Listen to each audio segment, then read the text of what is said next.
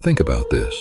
Someone you trust, a partner, a boss, a friend, is using psychological tactics on you right now. And you have no idea. Not because you're naive, not because you're weak, but because these tactics were designed to be invisible. Now here's the question. What do you do about it? Dark psychology isn't a formal science. It's a shadow discipline. The study of how people use human behavior, your emotions, your instincts, your need to be liked, against you.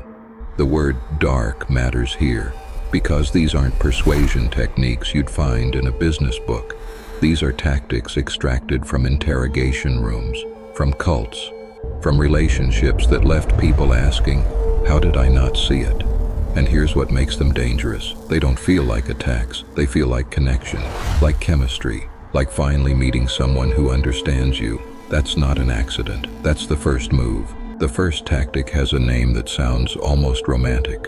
Love bombing. And that's exactly why it works. Imagine this. You meet someone, new colleague, new relationship, new friend, and suddenly the attention is overwhelming. Constant messages, big gestures. I've never met anyone like you. Where have you been all my life? Within days, you feel like the center of someone's universe. But here's the question the researchers started asking: why so fast? A 2025 study published in the Journal of Trauma and Dark Psychology found something striking. Love bombing isn't affection, it's an accelerated trust injection. The goal isn't to love you, the goal is to bypass your defenses before they activate. Your brain has a security system.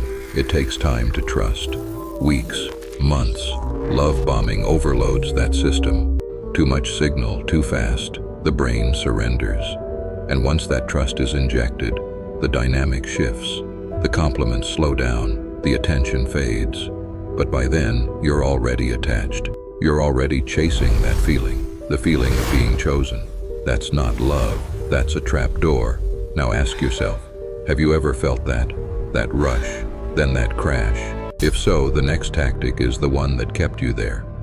Number 2, the most dangerous of them all, gaslighting. The term comes from a 1938 play.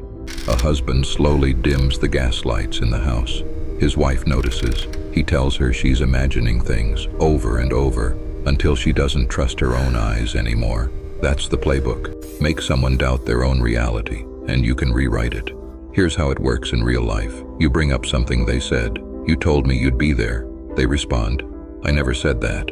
You must be remembering wrong. You notice a pattern. They're distant, cold. You ask about it. You're being paranoid. Everything's fine. You're too sensitive. 1 time, 2 times, 10 times. Eventually you stop trusting yourself. You start trusting their version of events because questioning them is exhausting. Because maybe, just maybe, you are the problem. That's the moment gaslighting wins. Not when they convince you they're right. When they convince you you can't be trusted. A 2024 study of 65 gaslighting survivors found a consistent pattern. The manipulation didn't happen in isolation. It happened alongside love, kindness, moments of real connection. And that combination is what makes it so hard to leave, because you remember the good version of them, and you keep hoping that version will come back. How do you fight an attack you can't see? But here's where it gets deeper. The first 2 tactics, love bombing and gaslighting, they're the heavy artillery, obvious once you know what to look for. The next 3 are different. They're quieter, more surgical, and you've probably experienced them this week without realizing it. Trick number 3, mirroring. Psychologists call it Isopraxism. Here's how it works. Someone subtly copies your body language, your speech patterns, your gestures. If you lean forward, they lean forward. If you speak slowly, they slow down. If you use a specific phrase, suddenly they're using it too. When it happens naturally between friends, it's called rapport, human connection. Nothing wrong with it.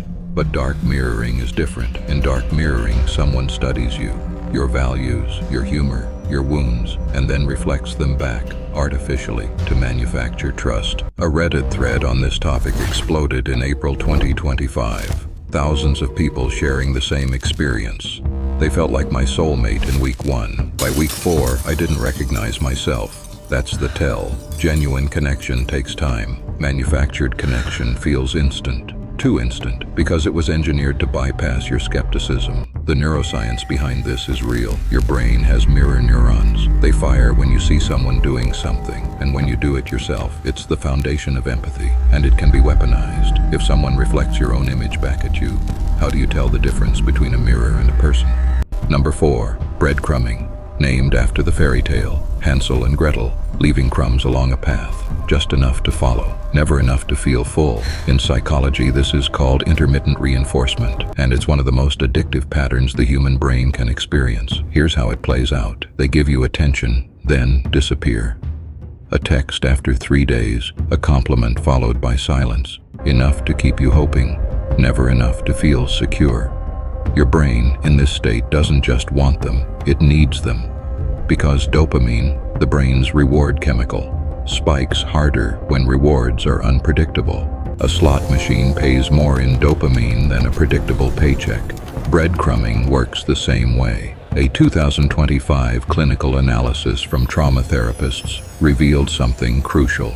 Breadcrumbing doesn't just hurt in the moment, it creates trauma bonds. The victim becomes chemically attached to the person who is hurting them. The same person causing the pain becomes the only person who can relieve it. That's not a relationship, that's a cage, and the door was never locked.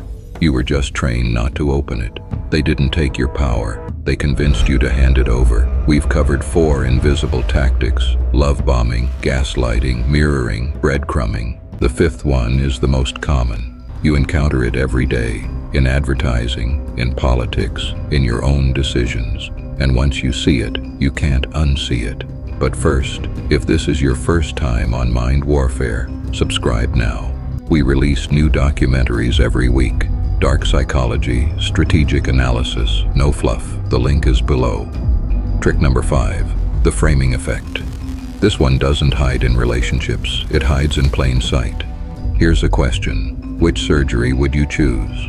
The one with a 90% survival rate, or the one with a 10% death rate? They're the same surgery, but your brain doesn't process them the same way. The word survival triggers safety, the word death triggers fear.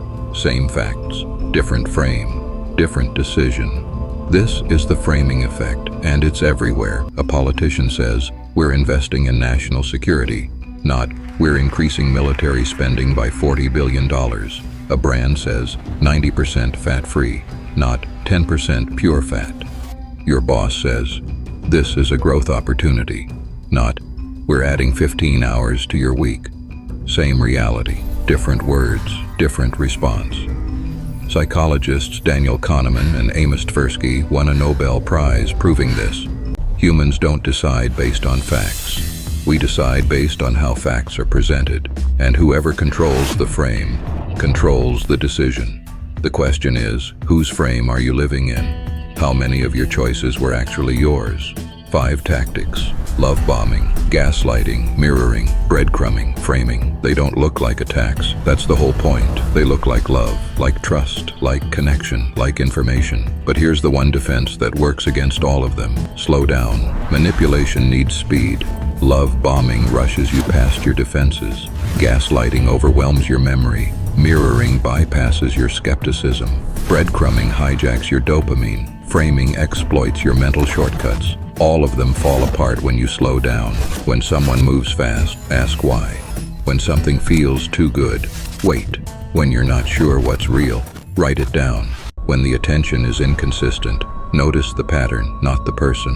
The goal isn't to become paranoid. The goal is to become aware, because these tactics lose their power the moment you recognize them.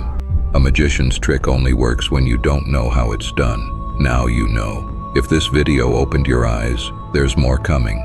We break down the hidden psychological forces that shape your reality every week. Subscribe, hit the bell, share this with someone who needs to see it. The game has already started. Now you're playing it with your eyes open.